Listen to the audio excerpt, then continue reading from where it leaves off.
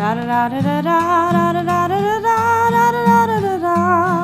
self-hate to love. That's my pitch. Take some advice from a loving bitch. Hey, my peeps. Welcome to episode 14 of Advice from a Loving Bitch. I'm Rythea Lee. I am your host, and I am a loving bitch. I'm loving because I get really scared about moving forward in my life. And then I just do it anyway because I have an overall commitment to the umbrella of love.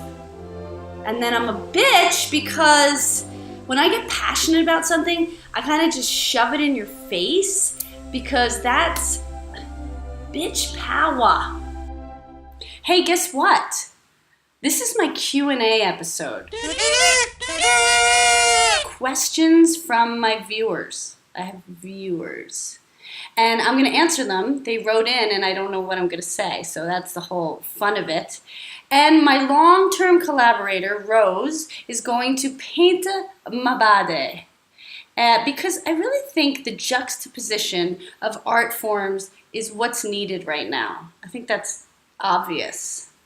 Okay, the first question comes from Nancy from Buffalo, New York. She says, how can I be more of a bitch? I'm serious. I think I need to work on that part. Nancy, that's such a good question. And so I'd just like to give you some brief, straightforward instruction. What you want to do is you want to inhale, exhale, really drop into your body, and then just practice saying, fuck y'all. Fuck y'all. That's y'all, like meaning everyone. And then you want to bring a friend in and just do this exercise. You want to have your friend like really bring in their most pulling voice and be like, Nancy, can you help me? I'm like really having a problem right now. I know that you've been sick for a week, but like I really need help. And then you want to practice going, fuck y'all.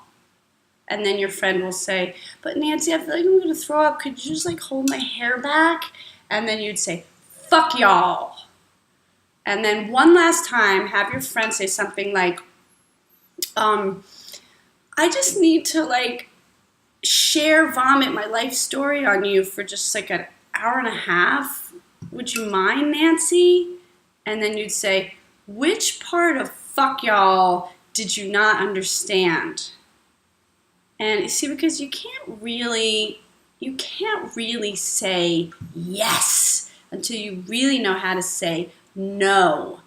The other thing is, Nancy, is rage. Rage is a very important step in the healing process, and it's a continual step. You need to get your rage moving. You need to rage in your car, rage with pillows, rage with a bat. Like, get your rage moving. And when you get your rage moving and you do it enough and you really get your fire from your belly going, eventually it will just simmer down to a simple and confident no.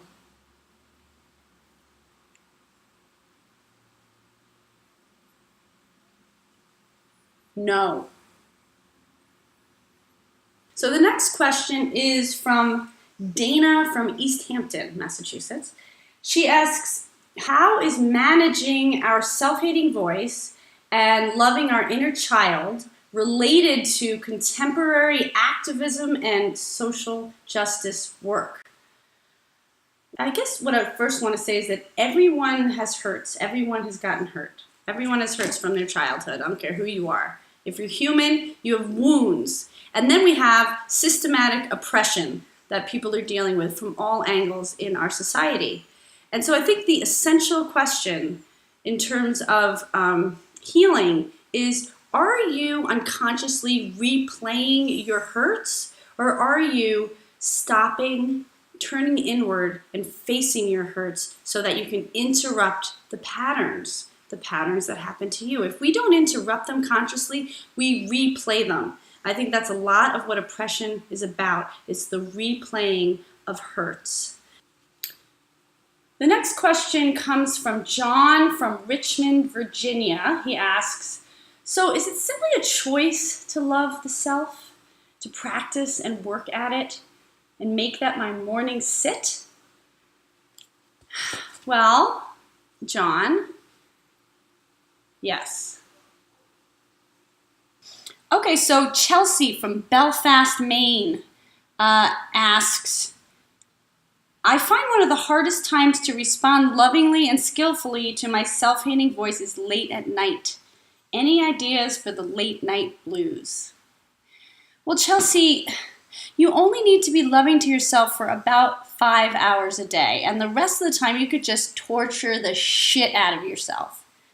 Oh, you can hate yourself at night. That's fine. But Chelsea, you really are an asshole at night. No, but here's the thing.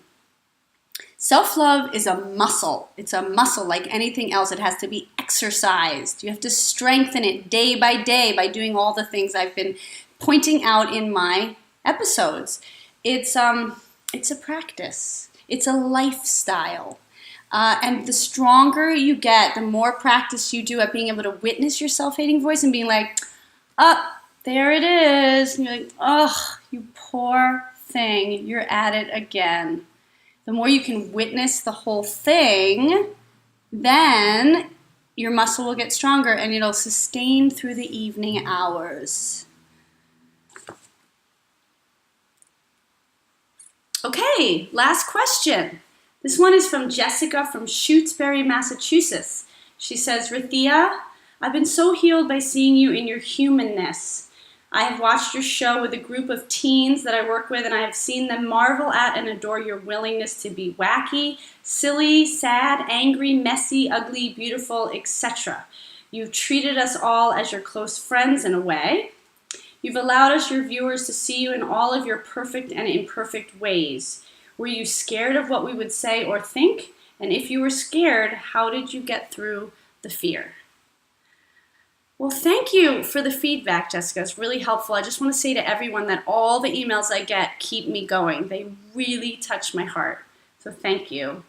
So how do I work with my fear? That's what I heard in your question. I have a really strong spiritual practice. I really give over to a power greater than myself.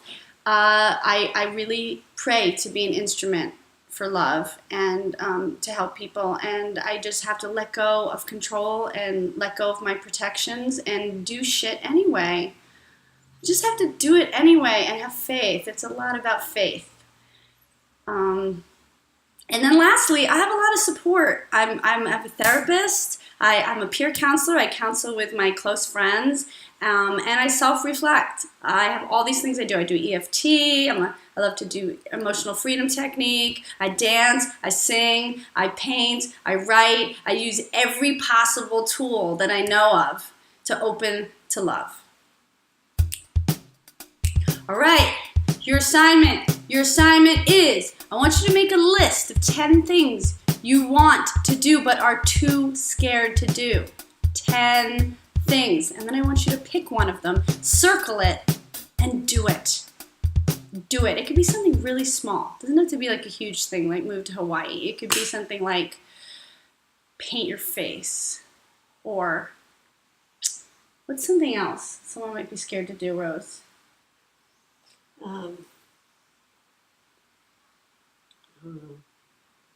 Tell someone you love them. I want to thank my dear friend Rose. She's so creative. My gosh, I love this woman so much. I just want to thank her because she's made this really fun and really not lonely. Thank you, Rose.